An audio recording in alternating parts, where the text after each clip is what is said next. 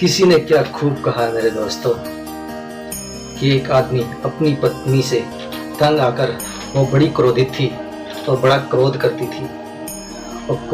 थी तो उसने आकर तंग आकर के अपनी पत्नी को एक किलो भरा थैला दिया और उसे कहा, जब भी तुम्हें गुस्सा आए एक कील निकाल के प्लाट की दीवार में ठोक दिया करो। और वो ऐसा ही करने लगी रोज रोज करने लगी।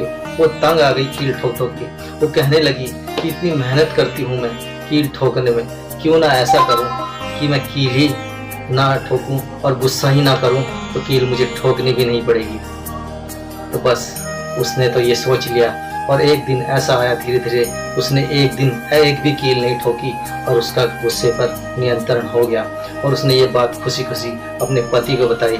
उसके पति ने सुना और सुन करके वो भी खुश हुआ। उसने कहा कि जिस दिन तुम्हें गुस्सा ना आए और तुम ऐसा करना, जो कील तुमने दीवार में ठोकी है वो एक कील उस दिन निकाल लेना जिस दिन तुम्हें गुस्सा ना आए, और जिस दिन गुस्सा आए उस दिन एक कील ठोक देना। बस ये बात सुन करके उसने कहा, क्यों मैं ये मेहनत करूं। औरत ने सोचा कि क्यों मैं मेहनत करूं, ठोकूं फिर निकालूं, फिर ठोकूं फिर निकालूं।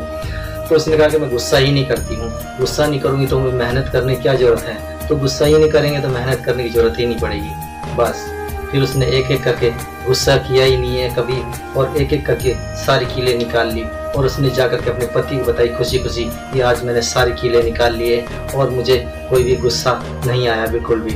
बस उसका पति उस दिन उसे अपनी औरत को दीवार पर के पास ले गया प्लाट में, और ले जा करके उसने कहा कि देखो दीवार में जो छेद हैं, क्या तुम इन छेद की भरपाई कर सकते हो, क्या तुम छेद भर सकते हो दोबारा। उसने कहा कि नहीं भर सकती मैं कभी दोबारा ये छेद। ऐसे ही किसी को हम कड़वी बात ना बोलें, नहीं तो इतने भयानक घाव हो जाते हैं कि कभी उसकी भरपाई हो ही नहीं सकती। ये बात दोस्तों आपने भी आजमाई होगी कि अगर किसी का दिल आपसे टूट जाए और कड़वा हो जाए तो वो कभी पूरा नहीं हो सकता और कभी वो बात पूरी नहीं हो सकती। वो बात में मज़ा ही नहीं आता कि जो पहले हुई थी बात। तो इसलिए किसी का दिल मत दिखाइए और जो भी बोलिए सोच समझ करके बोलिए। और श्री कृष्ण भागवत में कहते भी हैं कि अगर बोलना नहीं है तो चुप रह जाइए।